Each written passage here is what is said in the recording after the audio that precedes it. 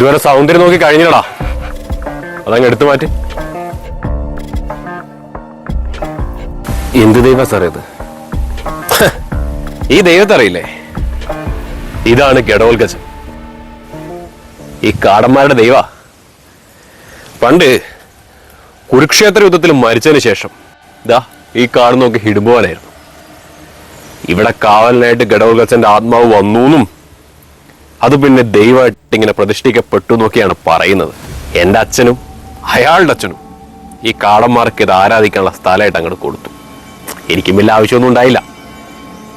പക്ഷെ ഇപ്പൊ ഈ കാടിനും ഈ സ്ഥലത്തിനും ജാപ്പനീസ് കമ്പനി പറഞ്ഞിരിക്കുന്ന കോടികളാണ്. ഈ കല്ല് കാരണം ഞാൻ എന്തിനാ കോടികൾ വേണ്ടെന്ന് പറയുന്നത്? ഞങ്ങൾക്ക് പ്രാർത്ഥിക്കാൻ വേണ്ടി തിന്മയെ തന്ന സ്ഥലമല്ലേ ഈ സ്ഥലം. ചിലപ്പോ തിമ്മയെ നിങ്ങൾക്ക് തന്നിട്ടുണ്ടാവും, ഗൗഡയും തന്നിട്ടുണ്ടാവും. പക്ഷേ ഞാൻ അത് നിങ്ങൾക്ക് തരണം ഉദ്ദേശിക്കുന്നില്ല. ആദ്യം ഞാൻ മര്യാദയ്ക്ക് ഈ സാധനം ഇവിടെ നിന്ന് എടുത്തുകൊണ്ട് പോകാൻ വേണ്ടി വന്നതല്ലേ. അപ്പൊ വെറുതെ ബലപ്രയോഗത്തിന് നിന്നു. അതുകൊണ്ടല്ലേ എനിക്കിങ്ങനെ കെട്ടിയിടേണ്ടി വന്നേ. അപ്പോ ശരി.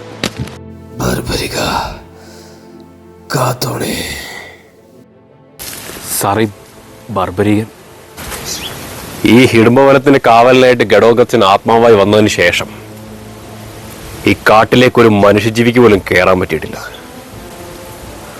അങ്ങനെ ഈ ഗഡോൽഗജന്റെ ശല്യം സഹിക്കാൻ വയ്യാതായപ്പോ ഒരു മന്ത്രവാദി വന്നു. ഗഡോൽഗജനെ കല്ലിലേക്ക് ആവാഹിച്ചിട്ട് ഒരു ദൈവ ചൈതന്യമായിട്ട് ഇവിടെ കുടിയിരുത്തി.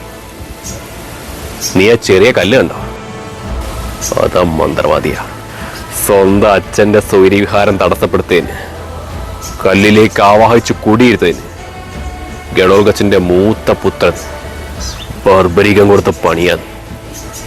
അവനിപ്പോഴും ഈ കാടിന് കാവലായിട്ട് ഇവിടെയൊക്കെ ഉണ്ടെന്നാണ് വിശ്വാസം. അതിന്റെ ധൈര്യ ഈ നായിക്കും.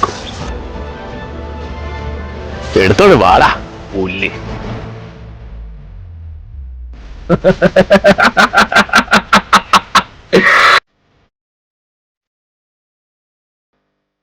സ്വന്തം അച്ഛനെ കല്ലാക്കി മാറ്റിയവനെ ഇതെന്താന്ന് നീ കണ്ടതല്ലേടാ?